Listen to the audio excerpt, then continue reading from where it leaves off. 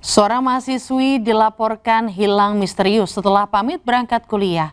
Hingga memasuki hari ke-7, keberadaannya masih belum diketahui dan keluarga masih terus mencari. Kabar hilangnya Nadira Azahra, mahasiswa semester 2 sebuah universitas di Bandung, viral di media sosial. Ia dilaporkan hilang setelah pamit berangkat ke kampus pada 30 Juni 2026 dan hingga kini belum pulang. Pihak keluarga menyebut nomor telepon dan akun media sosial Nadira tidak dapat dihubungi. Temui jalan buntu, keluarga memutuskan untuk membuat laporan ke polisi. Setelah itu memang sampai hari ini kita kehilangan jejak gitu ya. Kita kehilangan jejak, dia keluar kampus jam berapa, kapan, kemana, sama siapa, pakai apa, kita belum tahu. Jadi kami semakin khawatir, semakin cemas. Lalu kami menginformasikan di semua media yang bisa kami jangkau, ke grup-grup dan lain-lain. Dengan memohon dengan segala kerendahan hati kami, mohon bantu kami bisa menyampaikan informasi akurat tentang keberadaan. Kepanikan menyelimuti ratusan penumpang kapal motor Makmur Jaya setelah kapal yang mereka tumpangi mati mesin dan kandas di perairan Pulau Pari, Kepulauan Seribu, Jakarta. Seluruh penumpang langsung dievakuasi petugas ke Pulau Pari.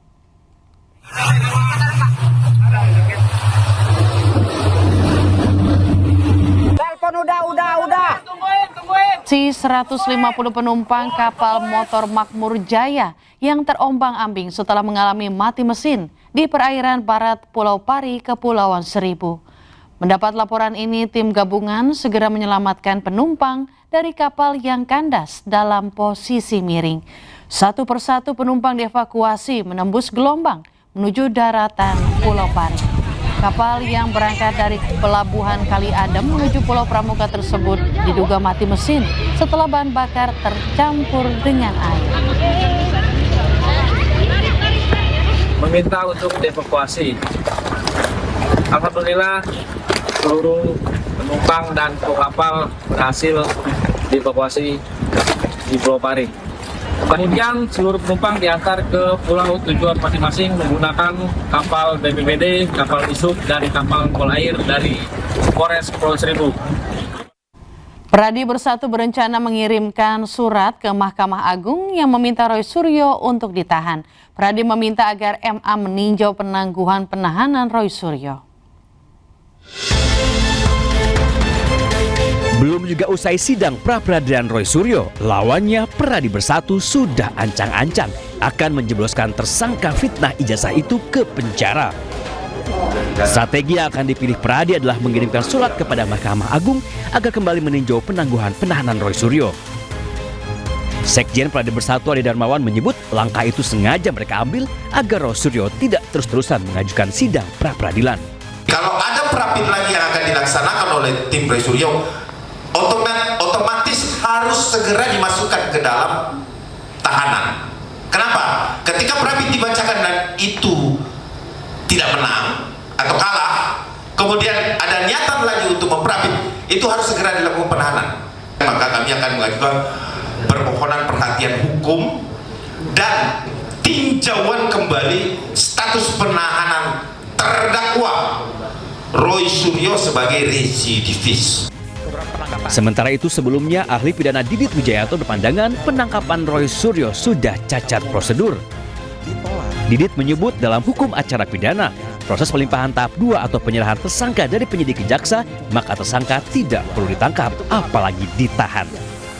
Kalau dipanggil tidak datang 2 kali, tidak memberikan alasan yang patut. Yang kedua, untuk kepentingan penyidikan. Nah, kalaupun untuk kepentingan pelimpahan tahap 2 tidak perlu ditangkap. Usai masuk kami isu mengenai kesejahteraan dosen di Indonesia kembali menjadi sorotan publik. Dalam sidang yang digelar di MK, seorang dosen lulusan S3 luar negeri mengaku hanya menerima gaji 2,6 juta rupiah per bulan. Sebelumnya, saya mengetuk pintu hati dan kebijaksanaan yang mulia Majelis Hakim Mahkamah Konstitusi. Kami memohon kepastian hukum. yang berkeadilan sosioekonomis bagi profesi dosen. Isu mengenai kesejahteraan dosen di Indonesia kembali menjadi sorotan publik. Dalam sidang lanjutan uji materi Undang-Undang Nomor 14 Tahun 2005 tentang guru dan dosen di Mahkamah Konstitusi Jakarta pada hari Selasa, seorang dosen mengungkapkan bahwa gaji pokok dosen yang diterimanya saat ini hanya sebesar 2,6 juta rupiah per bulan. Nominal tersebut dinilai tidak sebanding dengan kualifikasi akademiknya yang telah menempuh pendidikan hingga jenjang doktor atau S3 serta memiliki masa kerja belasan tahun. 3 bulan terakhir gaji pokok yang saya terima di bulan ketiga ini terakhir adalah 3.300.000. 3.300.000 itu terdiri atas 2.600.000 gaji pokok ditambah tunjangan profesi lektor, uang makan maupun uang beras. Angka-angka ini penting saya sampaikan karena menunjukkan satu kenyataan sederhana setelah belasan tahun berkarir sebagai dosen. Setelah menyelesaikan pendidikan doktor, setelah memperoleh sertifikat pendidik, saya tetap hidup dengan penghasilan yang sangat terbatas. Di tengah keterbatasan finansial tersebut, mereka tetap berkomitmen meningkatkan kompetensinya menempuh pendidikan S3 di luar negeri. Namun setelah kembali bergabung, fakta ini memperlihatkan adanya jurang pemisah antara peningkatan kompetensi akademik dengan perbaikan kesejahteraan nyata di lapangan. Padahal beban kerja dosen sangatlah kompleks, namun kompensasi dasar yang diterima dinilai sangat minim. Tim Liputan iNews melaporkan.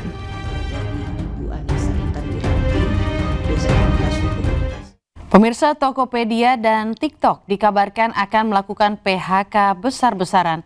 Penasihat khusus Presiden Republik Indonesia bidang ketenagakerjaan dan kesejahteraan buruh, Said Iqbal, akan turun langsung untuk memperoleh fakta secara utuh sebelum pemerintah mengambil langkah.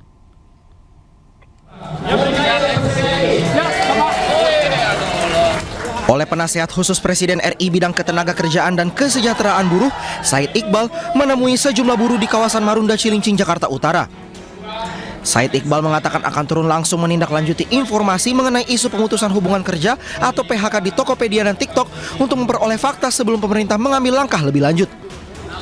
Menurut Said Iqbal, sektor ekonomi digital memiliki karakteristik yang berbeda dengan industri manufaktur sehingga setiap persoalan ketenagakerjaan harus dilihat secara komprehensif.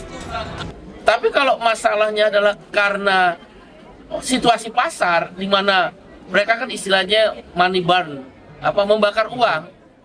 Kalau itu kemudian membuat mereka merugi, tentu kita akan diskusi hak-hak buruhnya. Tidak boleh dilanggar. Demikian. Sebelumnya, rumor tentang pemutusan hubungan kerja atau PHK terhadap 90% karyawan Tokopedia dan TikTok ramai beredar di media sosial. Dalam waktu dekat, Said Iqbal menargetkan dapat bertemu dengan para pekerja Tokopedia dan TikTok bersama Kementerian Ketenagakerjaan untuk memperoleh gambaran langsung mengenai kondisi yang terjadi dengan tetap menjunjung tinggi hukum yang berlaku. Dari Jakarta, Rizky Falufi, iNews melaporkan.